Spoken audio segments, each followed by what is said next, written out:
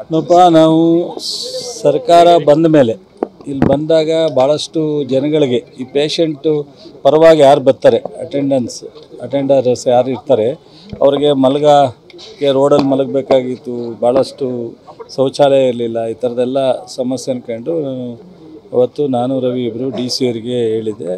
CSR ಫಂಡಲ್ಲಿ ಇವತ್ತು 60 ಲಕ್ಷದಲ್ಲಿ ಎರಡೂ, ಒಂದು ಶೌಚಾಲಯ ಇನ್ನೊಂದು ಮಲಗಕ್ಕೆ 180 ಜನಕ್ಕೆ ಮಲಗೋ ಥರ ಅವಕಾಶವನ್ನು ಮಾಡಿದೆ. ಕಾಟ್ ಹಾಕಿ ಇಬ್ಬರು ಮಲಗುವ ಥರ ಒಂದು ಸ್ಟೇಜು ಆ ಥರ ಇದೊಂದು. ಸೊ ಭಾಳ ದಿವಸದಿಂದ ಇದೊಂದು ಆಗಬೇಕಾಗಿತ್ತು ಅಂತ ಮಾಡಿದ್ವಿ. ಸಾಕಷ್ಟು ಸಮಸ್ಯೆಗಳು ಕೂಡ ಇದೆ.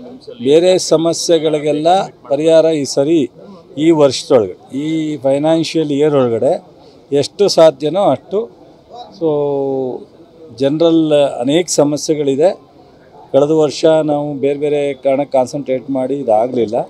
ಈ ವರ್ಷ ನಾವು ಹೆಚ್ಚಿನ ಗಮನ ಹರಿಸಿ ನೆಕ್ಸ್ಟು ಮಾರ್ಚ್ ಒಳಗಡೆ ಎಷ್ಟು ಸಾಧ್ಯನೋ ಅಷ್ಟು ಇದನ್ನು ಬದಲಾವಣೆ ತರ್ತೀವಿ. ಶಿಕ್ಷಣ ಸಂಸ್ಥೆಗಳ ಮೇಲೆ ಇಡಿದಾಳಿ ಸರಿ, ಈಗ ED IT ಇರೋದೇ ರಾಜಕೀಯವಾಗಿ ಬೇರೆ ಪಕ್ಷ ಇಲ್ಲಿ ಹಿಂದೆಲ್ಲ ಇತ್ತಾ?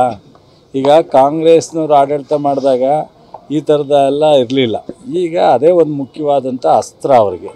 ಸೊ ಈಗ ಆಲೇ 2ನೇ ಸರಿ ಆಗಿದೆ. ಅವರು ಮೊದಲು IT ಆಗಿತ್ತು, ಈಗ ED ಆಗಿದೆ.